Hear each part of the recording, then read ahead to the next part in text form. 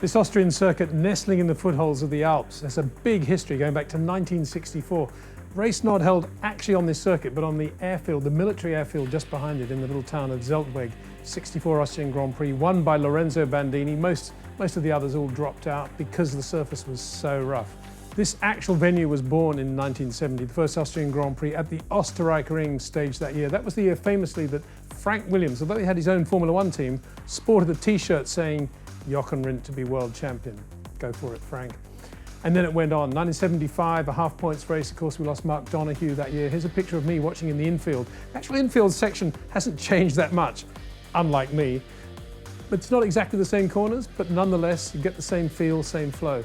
1982, Elio De Angelis beat Keke Rosberg by 0.05 seconds. 1987 was the year Nigel Mansell memorably crashed his head into the top of the awning as he was getting up to the podium. And afterwards, Murray Walker said, "Is this where you hit yourself, Nigel?" pressing him right on the bruise. You can imagine what happened next.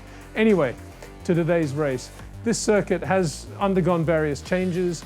It doesn't look that interesting, I guess, in the form in which you see it here, but there are one or two corners that do bring the best out in the drivers. First thing I should point out is that there are now 3 DRS zones. This third one has just been added very recently. And unlike Canada, I don't think it will hurt the race because this is a higher downforce circuit.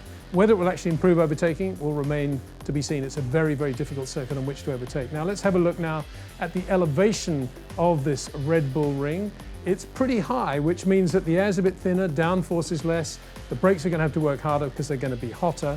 So there are a lot of mechanical issues going on here. Don't forget also it's a circuit about traction and about top speed. Those things very important. So Mercedes, Ferrari possibly will have an advantage over Red Bull, but it's difficult to imagine that Red Bull chassis will not be really quick around this circuit.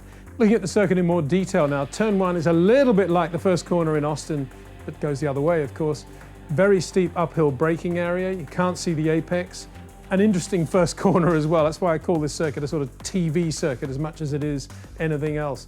Also note that pit lane exit on the right there. In itself, if you're on a quick lap, no problem for the car rejoining. But that is a very sharp right-hander at the end of the pit lane exit, and many a quick driver has had a moment there, and some even have had a spin there. Remain nameless, of course. So accelerate out of turn 1. That is where the new DRS activation zone will be. So hopefully there'll be more overtaking there, as I say. Braking now for turn 2. Very, very difficult braking area because the car is coming through that left kink. It's very easy to get an inside run there, but equally you want to be on the racing line. There are a few bumps you have to watch. Smoother now than they were a few years ago, but nonetheless a very, very difficult braking area.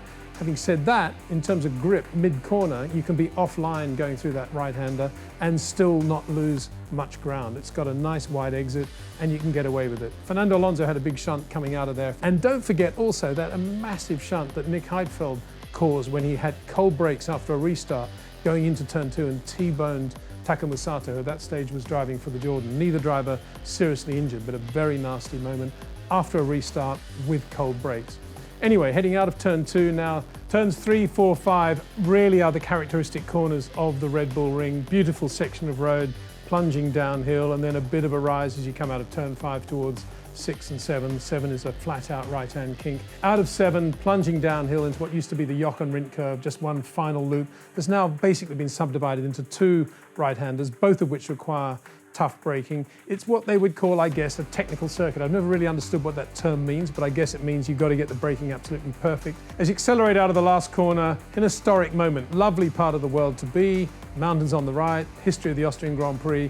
I think a lot of us still remember, however, 2002, this is the moment when Rubens Barrichello backed off to give the win to Michael Schumacher. And that kind of changed the world for a while in terms of team orders. Back to square one now, but at the time, it was a big deal.